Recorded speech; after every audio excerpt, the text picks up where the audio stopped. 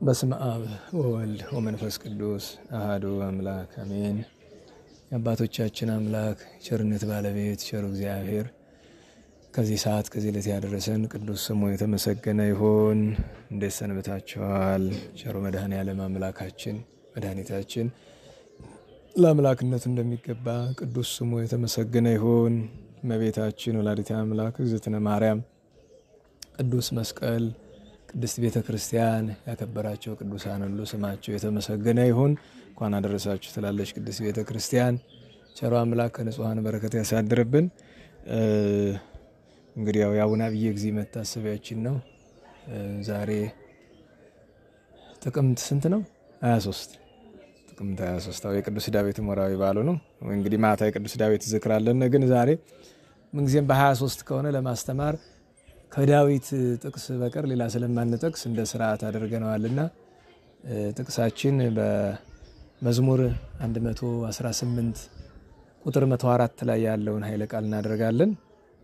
ፍኖተ አመጻ ጸላይኩ የሐሰትን መንገድ ጠላሁ ብሎ የተናገረውን ኃይለ ቃል እናወሳለን። ምክንያቱስ የእመቤታችን የስደት ወራት ነውና አለ ጥፋቷ ዲያብሎስ ሄሮድስ በሐሰት ከሰው መከራ አድርሰውባታልና በየጎዳናውም ያልሆነችውን ናት እያሉ ስም ያጠፉ ነበርና ጌታችንም በኋላ በሐሰት ተከሶ ነውና ስለኛ ሲል የሞተ። ዛሬ በጣም ሐሰት ዓለም ከተፈጠረ ዘመን ከተቆጠረ እንደዚህ ዘመን ሐሰት ነግሳ አታውቅም። በጣም ነግሳለች። የትውልዱ የዘመኑ መክፋት ብቻ ሳይሆን ይሄ ኢንተርኔት የሚባል ነገር ከመጣ በኋላ እውነት ጎዳናዋን አጥታለች፣ ባለቤት የሌላት እስክትመስል ድረስና ብዙ ጊዜ አባቶቻችን ለምንድን ነው ሰው እውነትን የሚጠላ? እንግዲህ እውነት ማለት ራሱ ባለቤቱ እግዚአብሔር ነው። ለምንድን ነው እውነትን የጠላን? እኔ እሱን ጥያቄ ራሳችንን መጠየቅ ግድ ይለናል። ምንም ሆኖ ምንም ተፈጥሮ የዚህ ዘመን ትልቁ ፈተና ሐሰት ነው። ሰው የሐሰትን ጉዳቷን የተረዳም አይመስለኝም። በዚህ ዓለም ከተፈጠረ ዘመን ከተቆጠረ የመጀመሪያው ኃጢአት ሐሰት ነው። የዓለማችን የመጀመሪያው በደል ሐሰት ነው። ዲያብሎስ በመላእክት ዓለም እኔ የፈጠርኳችሁ ልበል ብሎ ውሸቱን አሰበም አልቀረ ተናገረው። ያልሆነውን ነገር አባቶቻችን ምን ይላሉ? አበለ አሳበለ ብለዋል። ሁለት በደል ነው። ሐሰቱ ሁለት ነው። አንድ እውነተኛውን አምላክ ሎቱ ስብሐት አይደለም በማለት አሳበለ። ሁለተኛ እሱ አምላክ ሳይሆን አምላክ ነኝ ብሎ አበለ እና ይህንን ነገር እያሰበ ራሱ ቅዱስ ዳዊት እስመ ቆሙ ላዕሌ ሰማዕተ አመጻ የሐሰት ምስክሮች ቆመውብኛል አለና ወሐሰት ርዕሰ አመጻ የኃጢአት ሁሉ ራስ ማን ናት? የኃጢአት ሁሉ እናት ማን ናት አለ? ሐሰት ናት። እና በዚሁ አንቀጽ ሄዶ መዝሙር 118 አሌፋት ውስጥ ሲደርስ የአሌፋት ሜም ብሂል ምዑዝ እግዚአብሔር ይላል። እግዚአብሔር ተወዳጅ ነው ይልና ይህንን አንቀጽ ሲጨርሰው በመካከል ጥዑም ለጉርኤ ነቢብከ በየቤቱ ጥቅስ ያለች ጥቅስ ናት። ቃል ለጉሮሮዬ ጣፋጭ ነው ያለ ሰው ውሸቱን ማለት ይሄ ራሱ ውሸት ነው። በነገራችሁ ላይ ያልሆነ ለኛ የማይሰማንን ስሜት በቃል ማለት ለእግዚአብሔር ጥሩ ነው። ለዚያ አብቃኝ ከማለት ጋር ሰው በግድግዳው ቃል ለጉሮሮዬ ጣፋጭ ነው ብሎ ይለጥፋል ውሸቱን ማለት ነው።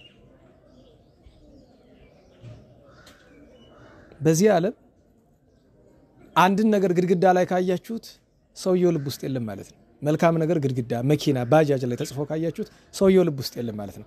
ካለ አይጽፈው። በነገራችሁ ላይ ፍቅር ያለው ሰው ስለ ፍቅር አያወራም በተግባር ከመግለጥ በቀር። ትትና ያለው ሰው ስለ ትትና አያወራም በተግባር ከመግለጥ በቀር። እምነት ያለው ሰው ስለ እምነት አያወራም በተግባር ከመግለጥ በቀር። ጥቅስ ስንፍናችንን የምንሸፍንበት መጋረጃ አድርገናል። እና እኔ ያስገርመኛል አንዳንድ ጊዜ ሰዎች ቃል ጥዑም ለጉርኤ ነቢብከ ቃል ለጉር አሁን በእውነት እንኳን ለጉሮሮ ለጆሮ የሚጣፍጠው ሰው አለ መጀመሪያ የእግዚአብሔር ቃል እንዴት በጉሮሮ እንደሚወርድ እንኳን አስረዳኝ ብሉት እንኳን ይህንን የሚጽፈው ሰው እስቲ እናንተ ልጠይቃችሁ የእግዚአብሔር ቃል ለጉሮሮ የሚጣፍጠው እንዴት ነው በየት አልፎ ነው ወደ ጉሮሮ በጆሮ አይደለም የሚሰማ በምን አልፎ ወደ ጉሮሮ ሄደ ይህንን እንኳን ሳይገባው ምን ማለት እንደሆነ ሁለተኛ ነገር የእግዚአብሔር ቃል ማለት በነገራችሁ ላይ ልንገራችሁ የእግዚአብሔር ቃል ጣፋጭ አይደለም መራራ ነው ልታውቁት ለማን ለኃጥአን የእግዚአብሔር ቃል ጣፋጭ ለቅዱሳን ብቻ ነው ልታውቁት ለቅዱሳን ነው ጣፋጭ ለኛ መራራ ነው ታዲያ የሚጣፍጠን ምንድነው የዘመኑ ሰው ስብከትን የጣፈጠን እሱ የእግዚአብሔር ቃል አይደለም የዘመናችን ስብከት በነገራችሁ ላይ አንድ ስብከት ሲሰሙት ደስ ካላችሁ ችግር አለ ማለት ችግር አለ አባቶቻችን ምን ይላሉ የእግዚአብሔርን ቃል ስትሰማው ዋናው አስቸጋሪው ነገር መምረሩ መጣፈጡ አይደለም ስታዳምጠው እውነት የእግዚአብሔር ቃል ከሆነ ወደ ተግባር ለውጠው መምረር መጣፈጡን ያኔን የምታውቀው አሉ አሃ ለሃያ ማራ አይተማትም አላሉ አንዱ ተረተኛ አዙጎኑ ያለው ማን አቅመስዋት ምራላል ቅዱስ ዳዊት ራሱ ምን አለ እግዚአብሔር ቸር ነው ለማለት እንኳን ምን አለ ጣዓሙ አለ ቅመሱ መዝሙር 33:7 ላይ ጣዓሙ ታይመሩ ከመሄር እግዚአብሔር ቸር እንደሆነ ታውቁ ዘንድ ምን በሉ ቅመሱ ያም የሰነተ በረከት አለ በልማድ ጸሪቀ መብለት ምን ነው ምን ይላል ለማለት መጀመሪያ ምን ያስፈልጋል መቅመስ ሰው የእግዚአብሔር ቃል ጣፋጭ የሚሆነው መቼ ነው መከራን ስለ ክርስቶስ ፍቅር ብሎ ለሚታገሰው ብቻ ነው የእግዚአብሔር ቃል ጣፋጭ አለያ ቃሉን ዝም ብለ በመስማት የሚያስደስት ከሆነ እሱማ ተራይ ፍልስፍና ቃል አደረከው ፈላስፎች ቃላትን በመናገር ይዝናናሉ አይደል እኛ የእግዚአብሔርን ቃል ሎቱ ስባት ተራይ ፍልስፍና ቃላት አድርገነዋል በዚህም በእግዚአብሔር ፊት ገና እንዋረዳለን ቃሉን ከመኖር ይልቅ ሰባኪውም ወሬኛ አዳማጩም ወሬኛ አንድም እንኳን የእግዚአብሔርን ቃል የሚኖራት ሰው ይናፍቃል አይደል እና ቅዱስ ዳዊት ጥዑም ለጉርኤ ነቢብከ ቃል ለጉሮሮ ጣፋጭ ነው ያለውን ቃልን እንኳን ግድግዳ ላይ ልለጥፈው አልኳችሁ እዚያ ቃል ሲደርስ እደነግጣለሁ ለምን እኔን አይመለ እንደዚህ ያለ ነገር እኔ ስሜቱ የለኝም የእግዚአብሔር ቃል የጣፈጠኝን ቀን እኔ አላስተውሰውም ታዲያ እንዴት አድርገን የምታስተምረው ከተባለ እየመረረኝ ነው የማስተምረው እየመረረኝ ግን ለምንድን ነው የሚመረኝ ኃጢያተኛ ስለሆንኩ ጠላት በዙሪያዬ ስለማይርቅ የሚያመርብኝ እሱ ነው ለምን ብሰራው ብኖረው ያኔ ይጣፍጥ ነበር ቅድስና ቢኖር ይጣፍጥ ነበር ዝም ብሎ ስማት ኖሮ የእግዚአብሔር ቃል ከጣፈጠ መጣፈጡ መንፈስ ቅዱስ አይደለም አጋንንታዊ ነው ቃሉ እንድጠፋበት እያደረገ ነው ከጣፈጠ ዝም ብሎ እና ይሄንን ካለ በኋላ ቀጥሎ ምን ይላል የበቃ ነውና ቅዱስ ነውና እማአር ወሶከር ጥመን አለ እንዲያውም ሲጣፍጠኝ እኮ ከማርና ከስኳር በላይ ነው የጣፈጠኝ ብሏል ይህንን ካለ በኋላ ግን ወረድ ብሎ መጨረሻው መድፊያ ምድናት ፍኖተ አመጻ ጸላይኩ ያሰት መንገድን ጠላው ያሰት ጎዳናን ጠላዋል ቀላሉ መስፈርት ነገረን ማለት እኮ ነው ተረድታችሁት ከሆነ ቃል የእግዚአብሔር ቃል ለጉሮሮ የሚጣፍጠው ምን አይነት ሰው ነው የማይዋሽ ሐሰትን የሚጠላ በቃ አለቀ እና ስለዚህ ነገር ነው ዛሬ ጥቂት ነገር እንድንነጋገር የፈለኩኝ የምንጀምረው በመድኃኒታችን ነው ጌታችን ኢየሱስ ክርስቶስ መድኃኔ ዓለም ቸሩ እግዚአብሔር በነቢያት የእውነት ትንቢትን አናግሯል ግን እውነተኛ ነቢያት በነበሩበት ልክ እውነተኛ መላእክት እንዳሉት ሁሉ ማን አሉ ሐሰተኞቹ መላእክት አሉ አጋንንት እውነተኛ ነቢያት በነበሩበት ዘመን ምንማን ነበሩ ሐሰተኛ ነቢያት ነበሩ እውነተኛ ሐዋርያት በነበሩበት ዘመን ሐሰተኞች ሐዋርያት ነበሩ እውነተኛ ሰማዕታት በነበሩበት ዘመን ሐሰተኛ ሰማዕታት ነበሩ እውነተኛ ጻድቃን በነበሩበት ዘመን ራሳቸው እንደ ጻድቅ የሚቆጥሩ ሐሰተኞች ነበሩ እውነተኛ ቅዱሳን ሊቃውንት በነበሩበት ለምሳሌ ቅዱስ ጴጥሮስ ተፍጻሜተ ሰማዕትና ቅዱስ እለእስክንድሮስ እውነተኛ ሊቃውንት ናቸው አርዮስሳ ሐሰተኛ ሊቅ ነው ቅዱስ ዲሜጥሮስ እውነተኛ ሊቅ ነው አርጌንስና ቀሌምንጦስ ዘእስክንድርያ ሐሰተኞች ናቸው ያችሁ ሰባሊዮስ ሐሰተኛ ነው ቅዱስ ጎርጎርዮስ እውነተኛ ነው ንስጥሮስ ሐሰተኛ ነው። ቄርሎስ፣ ዮሐንስ አፈወርቅ፣ ባስልዮስ ሁለተኞች ናቸው። መማር አይደለም ከእግዚአብሔር የሚያደርስ አዋቂነት አይደለም ከእግዚአብሔር የሚያደርስ። ምክንያቱም በዓለም ታሪክ የምናውቃቸው መናፍቃን በሙሉ የተማሩ ናቸው። እንዲያውም ዛሬ ዘመን ሊቅ ከምንላቸው 10 እጥፍ የሚበልጥ ዕውቀት ያላቸው ናቸው። በነገራችን ላይ ቁም ነገሩ የተማሩትን መኖር ነው። የሚናገሩትን መኖር ነው ቁም ነገሩ። መስበክ ያቀታል። በነገራችን ላይ በዚህ ዘመን ሰነፍ ተማሪ ሁሉ ሰባኪ እኮ ነው። ምን ያቀታል? ይኸውላችሁ እንዲያውም ሞክሩት በቤታችሁ ሴቶችም ይሁኑ ለልጆቻችሁ ዝምላችሁ ማለት እንዲያው ግን እንዳታረጉት ደግሞ አንዳንድ ሰው እብድ ነው የነገሩትን ሁሉ ይሰማል። ግን እውነቴን ነው። ቀላልነቱን ላሳያችሁ። መስበክ አሁን የዚህ ዘመን ስብከት ምን አይነት እንደሆነ ርዕስ ትመርጣለህ። ለምሳሌ ምን አይነት ርዕስ እንመርጥ? ምንድነው የሚል ቅዱስ ዳዊት እንዲያው ከዳዊት ራሱ እናምጣ። ቀለል ያለ ርዕስ ላመጣላችሁ ይኮነ ለእናንተ የሚመች ሀተታ ብዙ የማይፈልግ የሰው ህይወት ግን ገብታችሁ ምትነካከበት። ለምሳሌ ተውት። ለምሳሌ አድነን እግዚኦስ መሃል ቀሄር አቤቱ አድነኝ ደግሶ አልቋልና ይላል መዝሙር 11 ቁጥር 1 ላይ። በቃ እሱን ርዕስ ታደርጋለህ፣ ተወጣለህ። አቤት ደግሶ አለቀ። አዎ ኃጢአት ይሰራ ትላለህ። ሰው ሙሉ እውነቱን እኮ አዎ ደግሶ አለቀ ምናምን ይላል። ወጥቶ ሲሄድ እዛ ግቢ እኮ የለም። ለምን? በጭንቅላት እንዲያዝ የሚያደርገው መንፈስ ቅዱስ ብቻ ነው። ወይ ደግሞ ሰይጣንም በጭንቅላታችን የእግዚአብሔር ቃል እንድናጠና ያደርገናል። ለምን? እንድንንቀው። አባቶቻችን ምን አሉ? የእግዚአብሔር ቃል መናቅ ምንድነው? ይዘው የማይሰሩት ሰዎች ናቂዎች ናቸው። ንቀውታል። አይጠቅምም ብለው እኮ ነው። ሎቱ ስብሐት ገብታችኋል? የእግዚአብሔርን ቃል እያወቀ የማይኖረው ሰው ንቆታል። ለምን? እንጀራ ይዞ እየራበው የማይበላል፣ ልብስ ይዞ እየተራቆተ የማይለብሳል። እና እንደዚህ ቆሽሾ ህይወታችን የእግዚአብሔርን ቃል የማንኖረው ለምንድን ነው? ስለማናቅ እንዳይባል እናውቃለን። ታዲያ ምንድነው? አላከበርነው። እሱን ማስተዋል ማየት ያስፈልገናል።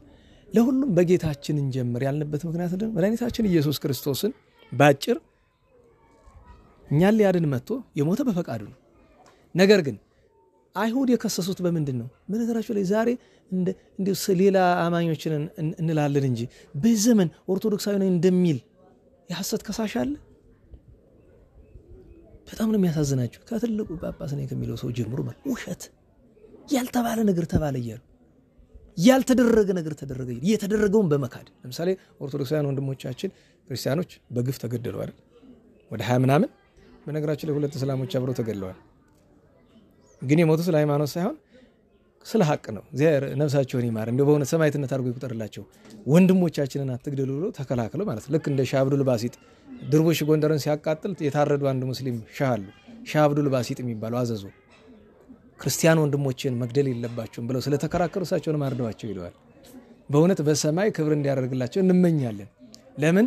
ያችን ከእምነት ቆጥሮ ምናላት ደመ ጥምቀት ይባላል። እንደዚያ ቢያደርግላቸው እንመኛለን። እና የተደረገውን ግፍ አልተደረገም ብሎ በመካድ ያልተደረገውን ነገር ደግሞ ተደረገ ብሎ በመናገር እና ጌታችን ሲከሰስ በአይሁድ አደባባይ፣ በሊቶስጥሮስ በጲላጦስ አደባባይ ክሱ ያልተደረገ ነገር ደግሞ የተደረገውን ነገር በማጣመም የሙሴን ሕግ ሊሽር ነው የመጣ አላለም። ጌታ ምንድነው ያለ? እኔ ኦሪትን ነቢያትን ላጸና እንጂ ልሽር አልመጣሁም ነው ያለ። ሊሽር ነው። ጌታችንን በሐሰት አስመስክረው ሰንበት ሽሯል፣ የሙሴን ሕግ እንዲያደርገው ነው። አስቡት። ዛሬ የምንዋሽ ሰዎች ከአይሁድ በምንድነው የምንሻለው? በእነሱ ቦታ ብኖር አንከፋም? ቀጥሎ ቅዱስ እስጢፋኖስ ተወግሮ የተገደለበት ምክንያት ምንድነው? ሐዋርያት በሙሉ ያለቁ ለምንድነው? ቅዱሳን በምንድነው ያለቁ? በሐሰት ነው።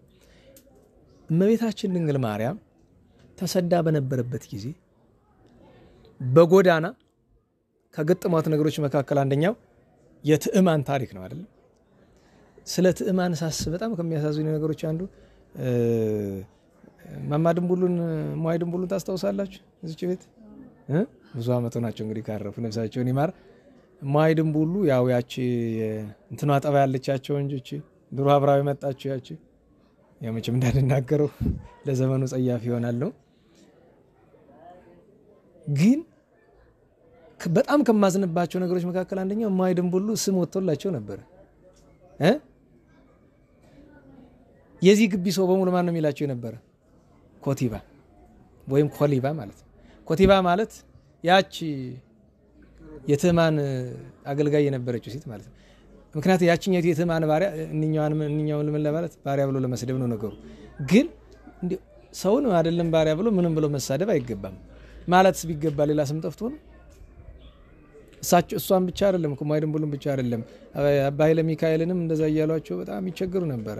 ደርሳችሁ የምታስታውሱ ካላችሁ ቅዳሴ ሲቀድሱ ጸሎተ ንስሐና ጸሎተ ቡራኬ ላይ እኔ ሀጥ ባሪያህን ይቅር በለኝ የሚል አለ እና ባሪያህ የሚለውን ማለት አይችሉም እሳቸው የሚሰድቧቸው ትዝ እያላቸው ባሪያ የሚሏቸው እና ሲጨንቃቸው እኔ ሀጥ አገልጋይህን ይቅር በለኝ እያሉ ያልኩ ነው። ችግር የለም ያስኬዳል፣ ትርጉሙ አይነቀፉም እንኳንም አሉ ችግር የለም። ግን የሳቸው ውጭ የሚደርስባቸው ነገር ጫና ነው። ሰው እንችም ለቀልድም ተብሎ የሚደረገው ነገር ጫና ይፈጥራል። በነገራችሁ ላይ መጀመሪያ ቀልድ ክርስቲያናዊ ግብር አይደለም። ቢያስፈልግ እንኳን ቢያንስ ማለት ነው ሰውን በተፈጥሮ መቀለድ አይገባም። በወደቀበት ነገር በተቸገረበት ነገር መቀለድ አይገባም። እውነቴን ነው። እሱን ማሰብ ጥሩ ነው። እንዲያው ባጋጠመ ያቺ ትዕማን እመቤታችን ድንግል ማርያም ተረባ ሄዳ በእንተ ስማ ለማርያም ተብሎ በስሟ ሰው ለምኖ እንጀራ በልቶ ውሃ ጠጥቶ ጠግቦ ነው የሚሄድ። ስለ ቸሩ እግዚአብሔር ብላ ስትለምን አረጋዊ ዮሴፍ አለ፣ ቅድስት ሰሎሜ አለች። ጌታችን ታዝሏል። ብቅ ብላ ስታያት የተናገረችው ነገር አለ። አባቶቻችን የዮሴፍ አረጋዊ ንግግር ዛሬ ድረስ ጥቅስ ሆኖ ቀርቷል። ተመልክታ እመቤታችን አንቺን የመሰለች ንግስት ላቲ ስብሐት ጠባይሽ ደረቅ ቢሆን ነው እንጂ መች ለእንዲህ ላለ ነገር ትዳረጊ ነበር ብላ የእመቤታችን ጠባይ እንኳን እለቱ ነው ያገኙትን ሰው ጠባይ እንዴት ብሎ ነው ጠባይ። በነገራችሁ ላይ አንዳንድ ጊዜ ወር ሁለት ወር ዓመት ተኖሮም እኮ የሰው ጠባይ አይታወቅም። አንዳንድ ጊዜ እኮ ጠባዩን ራሱን ባለቤቱ አያውቀውም። አታውቀውም? ይሄን ገጥሟችሁ አያውቅም? እኔ እንዲህ ነኝ እንዲህ ብዬ እኮ አውቃለሁ። አንዳንድ ጊዜ ድንገት ገንፍሎ የሚመጣ ነገር እኮ አለ። ራሳችን እኮ የራሳችን ጠባይ አንረን። ደውላቲ ስብሐት ደረቅ ሆነሽ ነው እንጂ ብላ ክፉ ስትናገር ልብ በሉ። እመቤታችን ድንግል ማርያም ከብዙ ቀናት ረሃብ በኋላ ነው የምትፈልገው አንድ ነገር ነው። እህል ካለ እንድትሰጣት ነው። አለቀ። ቢቀር ደግሞ አረጋዊ ዮሴፍ ምን አለ? ላለው አለ ሲለምን ላጣ ይሰጡታል። ቢቸግር ደግሞ ካለው ያድርስ ይሉታል እንጂ እንደዚህ ልብ እንደ ጦር የሚወጋ ንግግር እንዴት ይናገራል? ያቺኛይቱ አገልጋይቱ ባሪያይቱ ግዙፍ ኖራለች። ሐሳብ የሌላት ቁጭ ብላ የምትበላ እንደ ተስላስ እንደ ደርብ ነገር ነው። ያንን እያናወጠች መጣ አረጋዊ ዮሴፍ ልትመታው በጥፊ ቃጣቸው። 90 ምናምን አመቱ ነው ይባላል ዘግዚ ቃጥታ ተወችው እና አባቶቻችን በዚህ ምክንያት ይቅርታ ታገኝ ይሆን ስለተወችው አለ። ምን ታገኛለች ደግሞ? ያው አድርገዋለች እኮ ምን ቀራት? ከዚያ ግን ምክንያቱ የተወችበት ምክንያት ሰው ለሽማግሌነቱ ወራረታ ይመስል አይደለም። የበለጠ እነሱ ለመጉዳት በጥፊ ከመመታ ይልቅ ብላ ሄዳ ከቅድስት ሰሎሜ ሕፃኑን ነጥቃ አይደል መሬት ላይ ጣለች። አስቡት። እና ሐሰት ጎዳናው ብዙ ነው። በአጠቃላዩ እንዲያስታደርግ እመቤታችን ድንግል ማርያም ልታነሳው ስትል ጌታችንን አረጋዊ ዮሴፍ ምን አለ? የንዴት አነጋገር ነው፣ መንፈሳዊ ቃል አይደለም። ታየው አታንሺው አምላክነቱን ይግለጥ ካሊነቱን ብሎ አለ። ይቅጣ ነው። ግን መቅጣት ቢሻ ወድቆ መቅረት አለበት። እመቤታችን አንስታ ከለቅሶ ዝም አሰኝታ ጡቷን አጠባቸው። እዚያ በኋላ የተፈጠረውን ታውቃላችሁ። እንግዲህ ጦጣና ዝንጀሮ ሆነው ውሾች እያባረሩ ገደል ከተዋቸዋል። ይሄው ነው ታሪኩ። ሐሰት እመቤታችን በጎዳና እሱ ብቻ አይደለም። እኔ ከሚያስገርሙ ነገሮች አንዱ በጎዳና ስትሄድ እህል ካውድማ ላይ ያሰጣ ሰው ታያለች። አተር ማለት ነው። ስትመጣ እንዳትለምነው ይጋርደዋል። ተዘከረኝ አለች። አይ የለኝም አለ። እሱ ምንድነው አለች። አይ ይሄማ ጠጠር ነው ማለት እንደ ቃል ይሁን ብላው አልፋ ሄደች። ቢከፍተው ጠጠር። በነገራችሁ ላይ ዛሬ እንደ ውሸታችን ልክ በየቀኑ የሚከፈለን ቢሆን ኑሮ በአንድ ጎኑም እናልቅ ነበረ፣ በአንድ ጎኑም እንታረም ነበር። እግዚአብሔር የእመቤታችን ስደት አስቦ ከመከራ ያድነን፣ ከበረከተ ስደቷም ይክፈለን። ወደ ጻድቃን እንምጣና በጻድቃን ሕይወት ውስጥ ካሉ ነገሮች አንዳንዱ እናንሳ። በቀደም ያከበርናቸው ቅዱሳን ውስጥ አንደኛው አባታችን አላኒቆስ ናቸው። አቡነ አላኒቆስ ማለት የሸዋ መንግስት የመጀመሪያው ንጉሠ ነገሥት የጻድቁ የአፄ ይኩኖ አምላክ የበኩር ልጅ ናቸው። ይንገሱ ሲባሉም ቢብለው ንግስና ትተው ሄደው በመናኔ በመንኩስና በቅድስና ኑረዋል። አክሱምን 40 ዘመን ያጠኑ ቅዱስ ናቸው። ታዲያ በዘመናቸው አንድ ችግር ገጥሟቸው ነበር። ሰዎች መከራ ሲደርስብን አንዳንድ ጊዜ ጭንቀት ለውሸት ሊዳርግ ይችል ይሆናል። ለምሳሌ በአባ ዮሐኒ ታሪክ ውስጥ የአባ ዮሐኒ እናት ከባሏ ወንድም ነው የጸነሰች። ግን ወዳ አይደለም አስገድዷት። ባሏ ሲመጣ ከማን ነው ሲላት ከወንድም ብትለው ወንድማማች ሊጋደሉ ሊቻለው ብላ ምጥ ላይ ሆና ይደበድባት ነበር። ምጥና ዱላ እንግዲህ ታውቁታላችሁ። እንኳን ዱላ ጋር ነው ምጥም ጭንቅ ነው በራሱና ያን ጊዜ እሷን ትግስት ያየ እግዚአብሔር አንድ መነኩሴ አባ አሞኒዮስ የሚባለው መነኩሴ ከበረሃ መጣና ገዳመና ይሷ መጥቶ እዚያ አቆማቸው። ከዚህ መነኩሴ ነው አለች እና ወጥቶ ባሏ እኒያን ጻድቁ አቡነ አሞኒዮስ እንክትክት አድርጎ ደብድቦ ያንን ሕፃን የተወለደውን አስታቅፎ ሰደዳቸው። እኒያ ሕፃን የተወለደው ታላቁ አባ ዮሐኒ ናቸው። በነገራችሁ ላይ አንዳንድ ጊዜ አንዳንድ ስብከት ላይ እና አንዳንድ አነጋገር ላይ ምን እላቸዋለሁ ሰው ኃጢአት ሰራ አንተ የሰንበት ልጅ አንተ ምናምን ይባላል። የሰንበት ልጅ ወትሮኑ ምርቃት ነው እንጂ እርግማን አይደለም። ምን ለማለት ነው? በሰንበት የተወለደ ለማለት የተጸነሰ ለማለት ነው አይደል? በዓል ተሽሮ የተጸነሰ ይኸውላችሁ በወላጅ ኃጢአት ልጅ የሚቀጣ የነበረ በብሉይ ኪዳን ነው። በአዲስ ኪዳን ልጅ የሚበላሽ በአስተዳደግ ምክንያት ነው እንጂ አንዳንድ ጊዜ ህፃናት እንደዛ ሰው አውቆ ይሁን ሳያውቅ ይሁን እንደዚህ አይነት መሰናክል ሊገጥመው ይችላል። ግን እዩ እቺ ሴት ከባሏ ከህጋዊ ባሏ አይደለም የጸነሰችው ከባሏ ወንድም ነው አይደለም። የተወለደው ህፃን ማን ነው? እንደ መላእክት ክንፍ ያበቀለው አባታችን ቅዱስ ዮሐኒ ነው። አስቡት። እንደገና አሁንም ላመጣላችሁ ነው። አቡነ አላኒቆስ ከትናንት ወዲያ በ21 ያከበርናቸው እሳቸው በነበሩበት ዘመን አንድ ካህን በዙሪያቸው ነበረ። በዚያ ያለው አገረ ገዢው ሚስት ሴሰኛ ናት፣ ክፉ ሰው ናት። የእሷ ግን የክፋት ነው፣ ጨርሶ የክፋት ነው። ከባሏ ውጭ ሂዳ ትሰሰንና ትጸንሳለች። ነፍሰ ጡሩና ባሏ ይደበድባታል። አምጪ ከማን ይጸንስ ይችላል? ከማን ብትል ጥሩ ነው? ከዚያ ቄስ ነው ይጸንስ ትላለች። መኮንኑ ይህን ሲሰማ ብስጭቱ 2 እጥፍ ነው። ለምን? አንድ ድርጊቱ፣ 2 ደግሞ ቄስ መሆኑ። ሊገድል ሲመጣ ጦሩን ሰብቆ ሰራዊቱን አስከትሎ ይሄድና ለአቡነ አላኒቆስ ይሄ ቄስ እባክዎ አለበደል መከራ ውስጥ መግባቴ ነው እባክዎ ያድኑኝ ብሎ ይላቸዋል። ልጅ አይዞ እሱ ሳይመጣ ነው ሄድበታል ብሎ ሄደው ተገናኙት። መጀመሪያ ምንድነው ያሉት? ይሄ ቄስ አደረገ አላደረገ አሁን አንነጋገርም፣ ለጊዜው ግን አድርጓል ብለህ አምነሃልና ይቅር በለው፣ ይሄን ቄስ በደሉን ይቅር በሏል። ፊታቸው እንደ ፀሐይ ሲያበራ ተመለከተና ደንግጦ እሺ አለ። ግን ሚስትን ጥራት አሉት። ተጠርታ መጣች። ከማን የጸነስሽ አላት። ከዚህ ቄስ አለች። ምንም አላሉም። ከዚህ ቄስ ከጸነስሽ በ9 ወር ይወለድ፣ ከዚህ ካህን ካልሆነ ግን አይወለድ። ይሄ እግዚአብሔር ምልክት ነው፣ ቀኑ ሲደርስ እናያለን ብለው ገዳማቸው ይሉ። 9 ወር አለፈ ወይ 9 ወር፣ 1 ዓመት አለፈ፣ 2 ዓመት አለፈ፣ 9 ዓመት አለፈ፣ 22 ዓመት ሙሉ ያን ተሸክማ ተሰቃየች። 22 ዓመት። እኔ የሚያስገርመኝ ነገር 22 ዓመት ሳይደርስ መጀመሪያ እኮ በ1 ዓመት በ2 ዓመት ብታመን ምን አለበት? አንዳንድ ሰው ለክብር መጨነቅ ይላል። ዋሽተህ ነው ለክብር የምትጨነቀው? ካጠፋ አጥፍተሃለሁ፣ ከበደልክ በድልሃለሁ፣ ከወደቅ ወድቀሃለሁ። ለምን ትሸፍነዋለህ? ለምሳሌ በአደባባይ ልንናገረው የማይገባን ነገር ሊኖር ይችላል።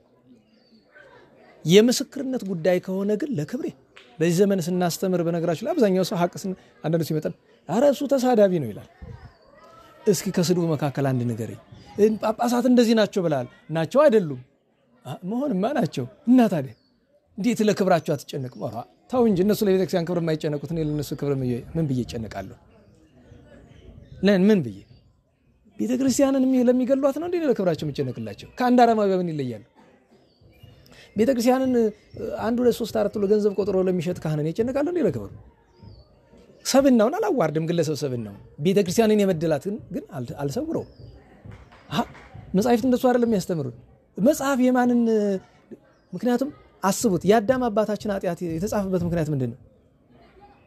ዓለምን ስለጎዳ ኃጢአቱ። የግል ጉዳይ ቢሆን ለምን ይጻፋል? በነገራችሁ ላይ አንዳንድ ቅዱሳን ታሪክ ተመልከቱ። በብሉይ ኪዳን ኃጢአታቸው ያልተጻፈ አለ። ነብዩ ገሌ ተብሎ ለምሳሌ ነብዩ ገሌ እንዲያጠፋ የሚል የለም። ለምን? ሰው ነው፣ ሳያጠፋ ይኖራል። ነገር ግን በጥፋቱ የበደለው የለም። ከሌለ ለምን ይጻፋል? ለምንድን ነው የቅዱስ ዳዊት ጥፋቱ የተጻፈው? ለምንድን ነው የቅዱስ ጴጥሮስ ጥፋቱ የተጻፈው? ይጎዳል፣ ሌሎቹን ይጎዳል። እና ሌላውን የሚጎዳ ጥፋት ያጠፋ ሰው ጥፋቱ ሊደበቅ አይችልም። ለዚያ ነው ቅዱስ ጳውሎስ ለጢሞቴዎስ ልጁ ምን አለው? በአደባባይ ያጠፉትን ሌሎች ይገሰጹ ዘንድ በአደባባይ ዝለፈው ብሏል። ይህን ሰው ማይረዳ እና መጨነቅ ያለብህ መጀመሪያ ለእግዚአብሔር ለቤተ ክርስቲያንና ለእውነቱ ነው። ለሰውየው መዳን ከተጨነክ ደግሞ ሌላ መንገድ አለ። አሁን እኮ ለመዳኑ አይደለም ተሰብስበህ ዝም ብለህ ለሰው ክብር ምናምን ተብለህ ስትሸፋፍ ነው። እንዲያውም የሚገርማችሁ ነገር አነጋገሩ የዘመናዊ ሰዎች ነው፣ ግን ይገርመኛል አነጋገሩ።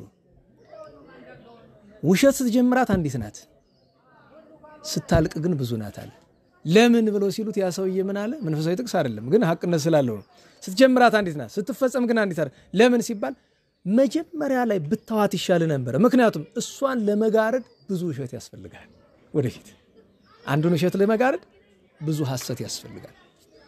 እና አባቶቻችን ምናል ሁለት ምርጫ ነው ያለ፣ ወይ ሐቅ ተናገር ወይ ዝም በል። አሁን አንዳንድ ሰው ምን ይላል? በባህላችን አለ አይደል እናውቃለን ብንናገር እናልቃለን ይላል አይደል?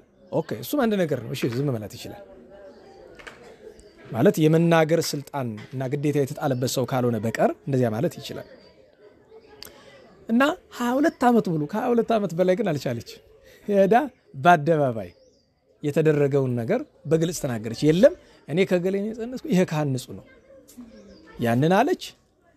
በዚያችው ሰዓት ወለደች።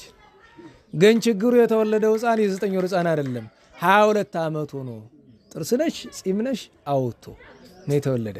ግን ሲወጣ ሰገደ።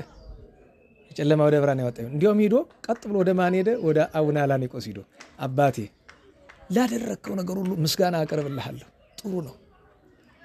እኔንም እዚህ 22 ዓመት እንድቆይ ስላደረከኝም አመሰግናለሁ። በእርግጥ እዚያ ወጥቶ ጭንቅ ነው አይደለም፣ እዚያ መቆየቱ ይሻላል። በነገራችሁ ላይ 22 ዓመት ተጸንሶ የነበረው ማን ይመስላችኋል? በዚያ ገዳም ቀጥሎ የተተካው ታላቁ ጻድቅ አቡነ እስጢፋኖስ ማለት እሱ ነው።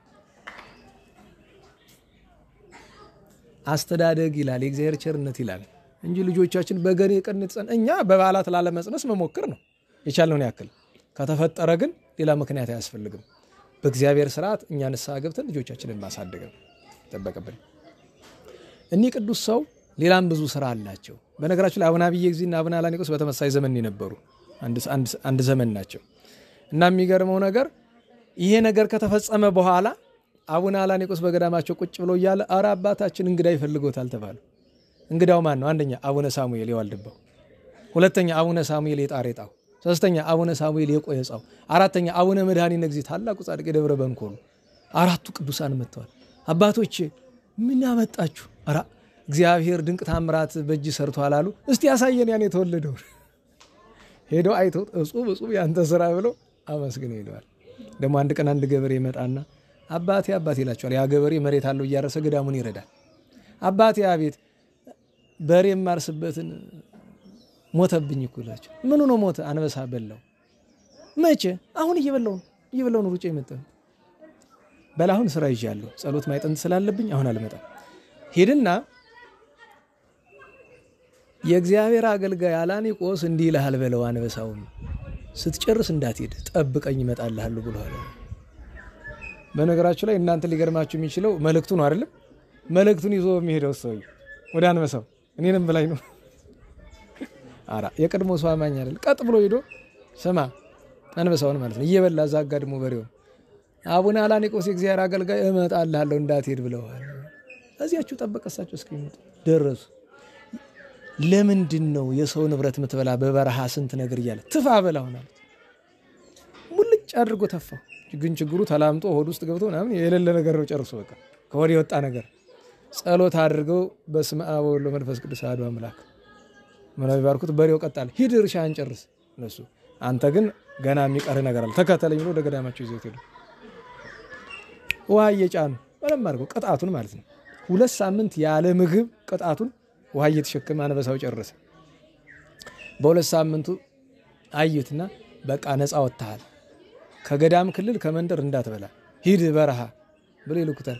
በረሃ ገብቶ ምን ያገኛል? አጋዘን ሊበላት ሲል አፋውታ በአቡነ አላኒቆስ ይያሉ ተመልሶ መጣ ወደ ገዳሙ። እንደ ሰው ይናገር። በነገራችሁ ላይ እንስሳት አራዊት አንደበት እንደነበራቸው አሁን ብዙ ሰው እንስሳት አራዊት በተፈጥሯቸው የማይናገሩ ነው የሚመስለው። ይናገራሉ እኮ ነባቢያን የነበሩ አታውቁም? ከአዳም ጋር ያወሩ ነበርኩ ነገሩ ነበር። መቼ ነው መናገር ያቆሙ? አዳም አባታችን ከገነት ከወጣ በኋላ ፈቃድ እግዚአብሔር ሳይጠይቅ በጣም የተወደዱ 7 አይነት ዕጣኖችን አመጡ አጠነ ወደ እግዚአብሔር። ያ ዕጣን ወደ እግዚአብሔር በመድረስ ፈንታ ደመና ሳይደርስ ተመልሶ በእንስሳት ባሪት ባፍንጫቸው ገባና ዘጋቸው። የኃጢአት ውጤት ነው እንጂ እንስሳት በነገራችሁ ላይ አሁንም ቅዱሳን ሲበቁ ሰሟቸዋል። ግን በሰው አንደበት እየተናገሩ ሲያን የሚሰማቸው ያንኑ ራሱ እንስሳት ጩኸታቸው ምን ማለት እንደሆነ ትርጉም አለው እያንዳንዱ የሚናገሩት ነገር። በነገራችሁ ላይ ሳይንስ እንኳን ተራቀቅኩ ብሎ ደረስኩበት ብሎ ድመት እንደዚህ ብላ ስትጮህ እንዲህ ማለቷ ነው፣ ውሻ እንደዚህ ብላ ስትጮህ እንደዚህ ማለት ነው ብሎ ይላሉ አይደል? ሳይንሱ እንኳን እንግዲህ ተመራምሬ ደረስኩ ብሎ ማለት ነው። እና መጥቶ ኧረ እንግዲህ በረሃ ሄደህ ተመገብ አሉኝ። በረሃ ሄጄ ልበላ ስል ደግሞ በስመ ታማለችኝ እና ሄጄ ልብላ አትቅርብኝ ቆማ የምትጠብቀው እንዳትነካት ስሜን ጠርታባለች እሷማ ሂድ፣ እዚህ በኋላ ግን የሚጠራብህ የለም ፈቃዴ ነው አይጠራብህ ማለት ሄደ። አንዲቱን አጋዘን አገኝ ያልጠራችበትን እምሽክ አድርጎ እንግዲህ ወደ በረሃው ገብቷል። አባ ቶማስ የሚባሉ ጻድቅ ደቀ መዝሙር ነበሯቸውና ገዳም ለየብቻቸው አንጽ ሩቅና ሩቅ ናቸው። እና አባ ቶማስ አሳ አገኙ። ለክብረ በዓል አሳ ይበላል አንዳንድ ጊዜ በገዳም። አሳውን ጠበሱትና አይ ይሄንንስ አባቴ መመሬ አባ አላኒቆስ በተመገበው በወደድኳልና ለምን አልክለትም ብሎ ደቀ መዝሙሩን ጠራውና ደግሞ እሱ የራሱ ደቀ መዝሙር አለው። ልጄ ሂድና ለአባ አላኒቆስ ይሄንን አሳ ሳይበርድ ትኩስ እንደሆነ አድርስልኝ ነው። አረ አባቴ እንኳን ሳይበርድ ሳይሻግት እንዴት ብሎ ነው የሚደርስ? የስንት ቀን መንገድ አይደለም። ግድ የለም ብሎ ቀና ብሎ ደመና ያሉ ነይ አውረዷት በል በዚህ ተቀምጠ ሄደ። ትኩስ እንደሆነ አደረሰለት። በሌላ ቀን አባ አላኒቆስ ትኩስ ዳቦ አመጡለት። አረ እችንስ ልጄ ቶማስ በበላት ብሎ አሰበ። ደቀ መዝሙሩን ይጠራዋል። ሊድና ትኩስ ዳቦ አድርስለት ለልጄ። አባቴ እንኳን ትኩሱ ሳይሻግት እንዴት ብሎ ይደረሳል? ደመና እንዲህ ያሉ ነበር። እግዚአብሔር በረከታቸውን ያሳደርብን። እንዲያው በሐሰቱ ነገር መጥቶ ነው። የአቡነ አብየ ጊዜን እንጨምር። አቡነ አብየ ጊዜ በዘመናቸው ከገጠሟቸው መካከል 3ቱን ሐሰትን የታገሉበትን መንገድ ማለት ይችላል። አንደኛ የበቅሏ ታሪክ ነው። አንድ ሰው አመጣ፣ አደራ ሰጣቸው፣ ለደቀ መዛሙርት ሰጡ። ደቀ መዛሙርቱን አደራ የእግዚአብሔር አደራን አጠብቁ አላቸው። አጠፏት። ከዚያ ፈልግ ብሎ ደቀ መዛሙርቱን ልከው እሳቸው በቅሏ ወዳለችበት መንደር ሄዱና በቅሏ ያለችበት በር ደርሰው ደህና አደራችሁ አሉ። እግዚአብሔር ይመስገን ሰላም እግዚአብሔር ካንተ ጋር ይሁን አሉ። ሰውየው ደጋሽ ነው። ሰርግ ነገር ለልጁ ደግሶ ዳስ ምናምን ተጥሏል ቤቱ ላይ። በቅሎ አይተ ይሆን ይላል። አረ የለም አላየውም አለ። አረ ግድ የለህም እንደው አንተ ናት ሲሉ ሰምቼ ይላል። የለም እኔ ጋር ምንም እምልልዎታል በፈለጉት ልማል ብሏል። አይ መሐላውንማ ቢገባ እኔ መምል ነበር ካንተ እንዳለች አውቃለሁ። በመጨረሻ ቀና ቢሉ አውሎ ነፋስ አዩ። ናስቲ እንግዲህ ሐቁን ግለጥ አሉ። ዋሽቶ የሌለችም ብሎ መጥቶ ቤቱን በትንትን አደረገለት። ያቺ በቅሎ በጥሳ መጣ እጃቸው ገባች። ሳውን ምን ትላል? እግራቸው ወድቆ ባኮት በዚህ ቤቴ በዚህ ድንኳኑ ለሰርግ ያዘጋጀው ተባኩ አሉ። ነፋሱን መልስ እንደነበረው አሉ መልሶ ነው። 1 2 ያቺ ሴት መበለት መጣ። አባ ጸበል ስጠኝ ምጠጣው። ምን ታረጋው? ምጠጣው። በስመ አብ ወወልድ ወመንፈስ ቅዱስ አሐዱ አምላክ ብሎ ወደ ገመ ቃል እግዚአብሔር ይላል። የእግዚአብሔር ቃል ከዳዊት መዝሙር አነበበና እንኪ ጸበል ምጠጭው ብሎ ሰጣት። ሄዳ ጓደኛዋን ስታገኛት አፍሽልኝማ አጥምቂኝ ነው ነገሩ። በፋጋኑ እንዲህ ብታረገው ደርቋል። ብትመልሰው ከመድረቁ ይልቅ ይረጋ ደም ሆኗል ጸበሉ። እና ደነገጡ። ምንድነው ጉዱላ? አቡነ አብየ ጊዜ ሴት ስለማይገባ ከርቀቱ ነው አባባ ብሎ ይጥራሉ። ብቅ ይልላቸዋል። ምን ሆናችሁ ልጆች? የሰጠህን ጸበልስ የረጋ ደም ሆነ። ምን አጥፍታችሁ? አረ ምንም የሚያደርግ ነው የለ ብቻ አፍስሽልኝ አልኳት። አልቦ አብይ ኃጢአት ከመወልጦ ቃላል እንደ ውሸት ትልቅ ኃጢአት ያለ በእንተ ዘወለጥኪ ቃለኪ ኮነ ብኪ ደመ ደም የሆነ እኮ ስለዋሽሽ ነው። ልጠጣ ብለሽ ወስደሽ አፍሽልኝ። ሁለተኛ ነገር ሴት ለሴት እንዴት ታፈሳለች? ማይሆነው ባያምጪው አለ አመጣ። እዚያው ላይ ነው ቢባርከው መልሶ እንደነበረ ጸበል ሆነ። በእንኪ ውሸት እንዳይደግማችሁ ብሏል። ወድቃ ቅድሜ ይላል ፊቱ ላይ ወድቀው ሰግደው አመስግነውት ሄደዋል። አንዲትን ጨምር ሶስተኛው ውሸት ከተነሳ በሳቸው ገዳም ዙሪያ በዚህ በትግራይ ተንቤን ዙሪያ አካባቢ የነበረው አገረ ገዢ ሚስት አመፀኛ ሴት ነበረች በጣም እና ቁጭ ብላ ስራዋ ምንድነው? የሐሰት ምስክር መስማት። እና አንድ ቀን አቡነ አብየ ጊዜ ሲደርስ ሐሰት እየተመሰከረ ነው እና ቀረብ ብሎ ለምንድን ነው የሐሰት ምስክር የምትሰሚ ብሏል። ይሄ መነኩሴ እንዴት ቢደፍሬ ነው በለው ብላለች። ታስደብድባቸው። ያን ጊዜ ገፈታትረው አስወጧቸው፣ አልመቷቸውም። ሐውጭ ነው ጌታዬ እኔ መገፋቴስ ባልከፋ ግን ስምህ ይመሰገን ዘንድ ኃይልህን ግለጥ ብለው ለመኑ። ነፋስ አውሎ መጥቶ በድንኳን ነው ተቀምጦ የነበረ። ሀውስጥ እንዳለው ድንኳኗን ክብ አድርጎ ተቀልላት አንከባለላቸው ሲሆን በደንብ አድርጎ ወይም በዚህ ዘመን በእኛ በልጅነት አማርኛ አንደባለላቸው ይባላል። አንዳንዱን እኮ እንደዚያ ያስፈልጋል። እውነቴን ሰውን ሲደበድበው ነው መጥፎ እንጂ እግዚአብሔርማ ሲያንደባል ጥሩ ነው። በደንብ እሺ ታድርጎ በደንብ ኋላ አረ እንዳንሞት አድነን አባሉ። ነፋሱን ቢገስጹት ቀጥ አለ መጣ። እግራቸው ወድቃ ዛሬ ጀምሮ ለዘላለም አባቴ አንተን ወደሽን ቆማጤ ንጉሥ ትመርቅ ያለ አና ቀድሞ ነበር እንጂ እንዲህ አድርገውና ማጠቃለያው ምንድነው ትሉኝ እንደሆነ ዘመናችን ከመክፋቱ የተነሳ እኛውን እኔና እናንተ እዚህ ያላችሁ ሰዎች ያው አትቁጠር ሰው ይባላል እንጂ ቁጥራችን ቢቆጠር ያው የሁለት እጅ ጣት አንሞላም። እዚህ ያለው ያብየ ጊዜ ጉባኤ ተማሪ አንዳንዶቹ ወጭ ነው የሚማሩ ብዙዎች ስላሉ ነው እንጂ እናንተ ጥቂት ነው። ግን ጉባኤ አንድ ሰውም ተገኘ ሺህ ሰው የእግዚአብሔር ጉባኤ ነው። መምህራችን መድኃኒታችን አምላካችን ኢየሱስ ክርስቶስን ያሳየናል። 5 ገበያ ህዝብ ማለት በግምት ከ15 ከ20 ሺህ ይደርሳል። 5 ገበያ ሲባል 5000 ነው የሚያስብ። 5000 እንኳን ባወራው ብቻ ነው። ሴቶቹስ ህፃናቱስ ሁሉ ሲቆጠር ብዙ ናል። እያችሁ ያን ያክል አስተምሯል። ደግሞ አንድ ሰው ያስተማረባቸው ትምህርቶች ደግሞ አሉ እንደ ሳምራዊቷ ማለት ናቸው። እና መብዛት ማነሱ አይደለም። ነገር ግን እኔና እናንተ ታግለን ሐሰትን ልናስቆመው አይደለም። የመጀመሪያው ምን ይላሉ አባቶቻችን? ወላጅን መርዳት ምንድነው አሉ። ለቻለ ማብላት ማጠጣት መጦር ነው፣ ላልቻለ እስከ ትከሻ መውረድ ነው አለ። ገብቷችኋል? ልገምላችሁ አልገባሽ? ለቻለ መጦር ነው፣ ላልቻለ እስከ ትከሻቸው መውረድ ነው። ቁጭ ብሎ የነሱን አለ መብላት የነሱ ተጧሪ አለ መሆን ቢያንስ ሸክም አለ መሆን እንኳን አንድ ነገር። ቤተክርስቲያንን ማገዝ ባንችል ውሸትን ማጥፋት ባንችል ከትከሻዋ መውረድ እንችላለን። እንዴት? ባለመዋሸት። በተለይ ህፃናትን የምናሳድግ ሰዎች ካለን ህፃናትን 100% እንድታውቁት የሚያስፈልገው ነገር በብሔረ ብፁዓን የሚባል ሀገር አለ አይደል? ጻድቁ አባታችን አባ ዞሲማስ እዚያ ጉብኝት ገቡ። ማንም አይገባ። እሳቸው ግን ገቡ። እግዚአብሔር አድሏቸው። ከዚያ ያሉ ጾም ጸሎት ስግደት ያበዛሉ። እዚያ እንግዲህ ጻድቃን ሀገር ነው። ሰይጣን የለ ኃጢአት የለ ምን የለ እንደገነት ማለት ነው። እና ሰው እየመጣ ሲያስቸግራቸው ጊዜ የተሰጣቸውን አገልጋይ ምን ነው ይሉታል? ታዳጊ ነው እኮ ሰዎች እንግዶች ሲመጡ አባቶች አሉ ዞሲማስ ያሉ እንደሆነ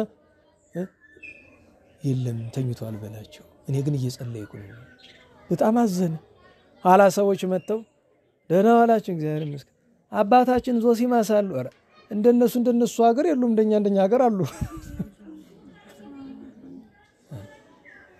ትተውነው የመጣነውን ውሸት ትተነው በመጣነ በ900 ዓመቱ ይዞብን ይምጣ ውጣልን ብሎ አባረሯቸው። ውጣልን ውሸት አስተምር ደግሞ መጣ።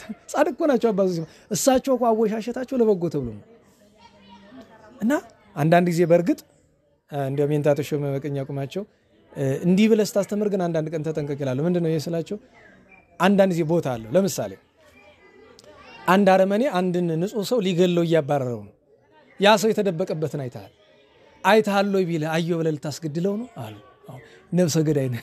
ዛን ጊዜ አይ ቦታ አለው። አንድ ሁለተኛ ነገር ጻድቃን ቅድስና ይኖራቸውና ትሩፋት ለምሳሌ አቡነ አብየ ጊዜ መንገድ ላይ ሲሄዱ ውሃ ጠማው። አባቴ ጠማኝ አላቸው። መንደርን ፈልግ 2-3 ጊዜ አባቴ መሞቴ ነው እዚህ በኋላ ላይ ድም ብሎ ቁጭ አለ። እና ልጄ እየፈተንከኝ ነው ምን እንዳረግልህ ነው አለ። አባቴ እኔ አላውቅም ብቻ ውሃ ጠምቶኝ ነው። ደንጃውን በበትረ መስቀላቸው መቱት። ግልብጥ አለ። ጥሩ ውሃ አፈለቀ። ጠጣ አሉት። ጠጣ። አስተጥይሞ አስተናክሮ ለያደናነቀ ጠጣ። እና ጣፈጠህና አሉት። አዎ በጣም ጣፈጠኝ። እንደ ውሃ አሉት። አኮ ከመማይ አላ ከመማአር ወከመሐሊብ ዘይተተወሰሃ እንደ ንጹህ ወተት እንዳልተቀላቀለው አለ። በዛ ዘመንም ሰው ይቀላቀል ውሃ ነበር ማለት ነው። ወተት ላይ እንግዲህ የዛሬ 600 ዓመት የኮ ታምር ነው። ግን ለራሱ ይሆናል የሚቀላቀል።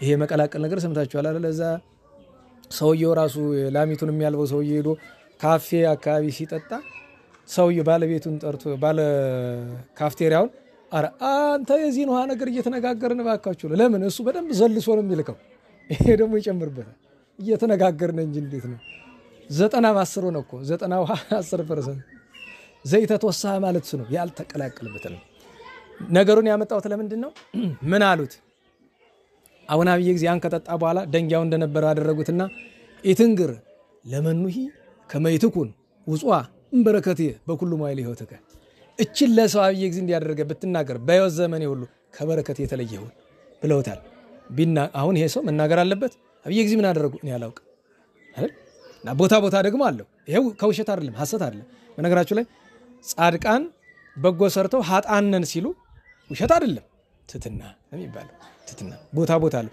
ሰው ለማስገደል ሰውን ለመጠበቅ ስንል አይተን አላየንም ልንል እንችላለን እንደዚህ አይነት ነገሮች ምንድነው የሚባለው በእንግሊዘኛ ቋንቋ ተምራችሁ ከሆነ ምንድነው ይባላል ላንጉዌጅ ሩልስ አር ኦልዌይስ ኤክሰፕሽናል ይባላል በቋንቋ ህጎች በሙሉ ገደብ አላቸው ይሆን የማይሰሩበት ቦታ አለ ለምሳሌ በእነዚህ ሲቪሲ ይባላል ኮንሶናንት ቫወል ኮንሶናንት ሆኖ ሲመጣ እንደዚህ ያደርጋል ይልና ግን ለሁሉ ላይ ሰራ ይችላል በግዝም ከመጣች ለምሳሌ ሰያፍ ቀለማት በሳድስ የሚጨርሱ ናቸው በሳድስ ጨርሶ የማይሰይፋል ልክ እንደዛ ሁሉ እቺ ህግ ግን ጥንቃቄ ትፈልጋለች ምርጫ ትፈልጋለች ምክንያቱም ውሸት ነው ነገሩ ወይስ ሰው የማዳን ስራ ነው የምትለው ነገር ማየት ይፈልጋል አንድ ሰው እንደዚህ ብሎ ጠየቀኝ ከውሸት ጋር በተያያዘ ባልና ሚስት ለምሳሌ ሚስት ወይ ባል ከተዳራቸው በላይ